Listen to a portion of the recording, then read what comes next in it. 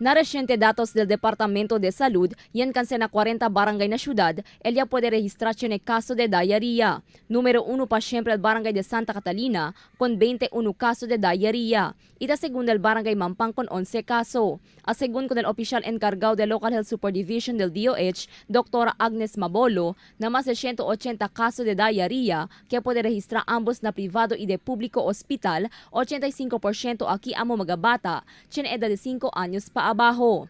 Onde un 8 meses de edad niño, desde el Arena Blanco ella muri por causa na dehydration. El affected barangays di aton akinasita around 40 barangays affected. El pinaka-highest number of cases is Santa Catalina with how many?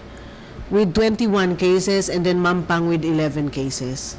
Según con Doktora Mabolo, actualmente talya na RITM el magasamples del agua sa kana mag-aafektaw barangay para el propio examinasyon. Además, el DOH habla también que presentamiento lleno ya el maga-hospital na syudad por causa na alto número de mga-pasyente taman diarrhea. Por eso tiene que establece un mini-hospital adentro mismo del City Health Office. And as far as the water samples are concerned, the City Health Office have already gone through collecting water samples, and as far as I know, yamanday LD aton mga water refilling stations akal tiene un poco apektaw na tiene kontaminasyon yamanda anay trangka si Dr. Agbulos para limpia buenamente todo dila makina pati dila mga containers before sila abri ulit.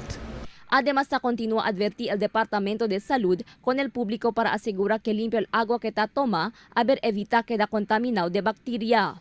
Pirmi según hace hirvi con el agua, de 10 para 15 minutos, haber elimina con magabacteria na agua. Limpia también según en buenamente con el container del agua, especialmente aquel ta usa para na agua vivir. En tal caso, tiene quien man diarrhea na familia, especialmente el magabata, inseguidas llevan a hospital para el temprano curada medical. Crisel Almonía, Dateline Zamboanga.